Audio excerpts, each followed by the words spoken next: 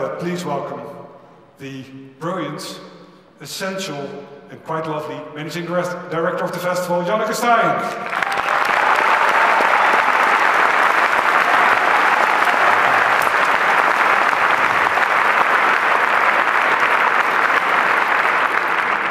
Good evening, everyone. It's very good to see you.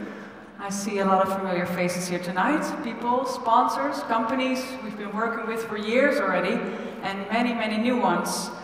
You already see their fantastic names and brands on the screen when you entered. What a great mix, and welcome to all of you. And with your collaboration, you know this festival gets bigger, better, and more fun every year. So let's drink to all the new friends after the film with our new sponsor and favorite beer, Warsteiner.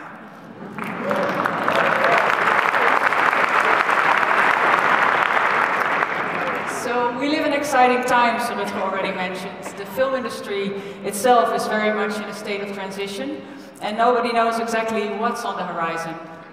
At the IFFR, we like to embrace the future, and we like to seek out the new possibilities that the future holds for both our filmmakers and for the audience. Traditionally, we're known as a filmmakers festival, and I can assure you that we will always stay that way. We strive to bring important films to the largest possible audiences.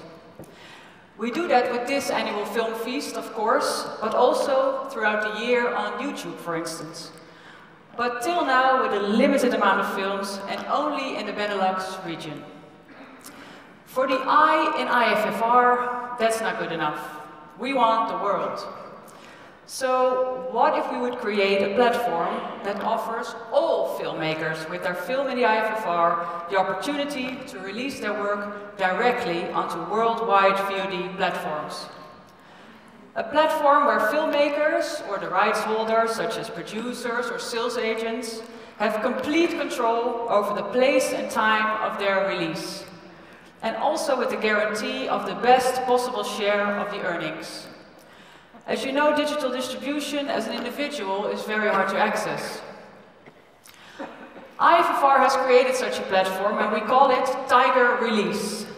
We will develop this platform over the next few years, together with filmmakers, into a high-quality and flexible tool that fulfills the requirements of distribution.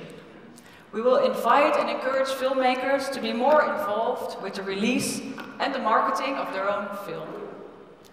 We hope and kind of believe that this will help solve one of the biggest challenges that great films face today: distribution and finding new and wider audiences.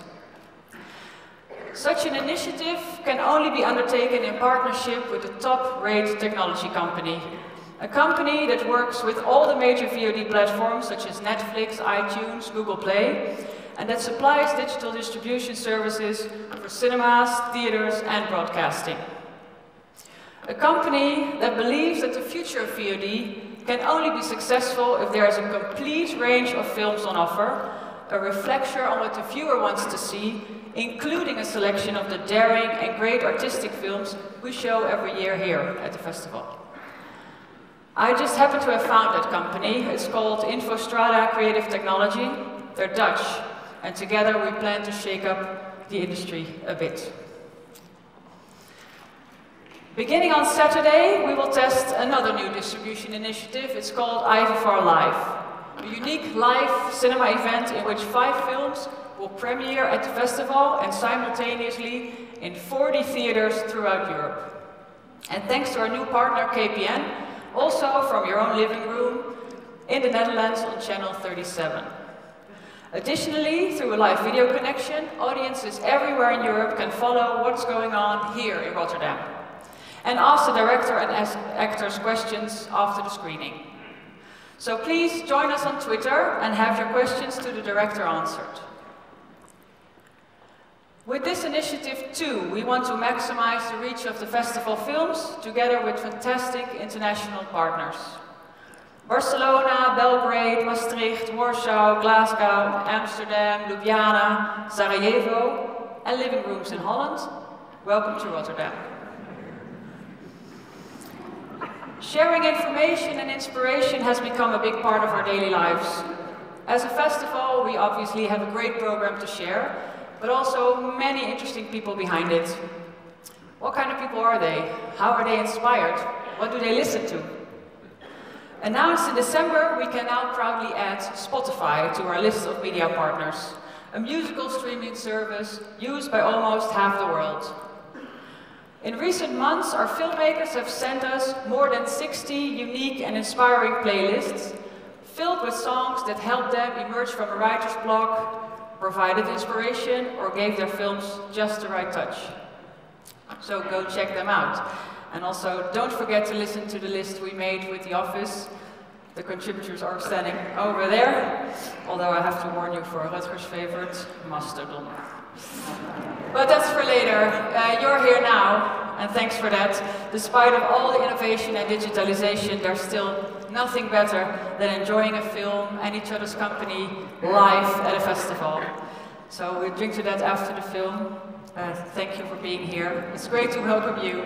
Back to Rutger.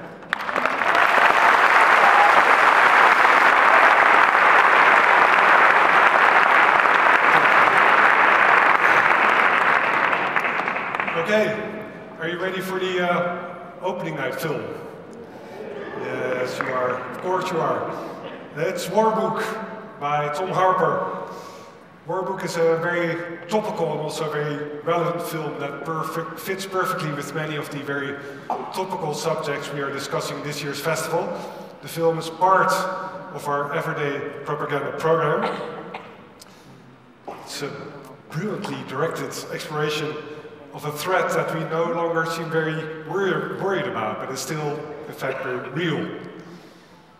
Decisions about life and death in a crisis situation are often taken by a small group of people who we expect to be infallible, but are in fact as human as you and I, and make some of the same, have some of the same imperfections. The film has some brilliant performances, and many of the actors are with us tonight. Please welcome the director of War Book to say a few words about the film and to introduce the cast. Please welcome Tom Harper.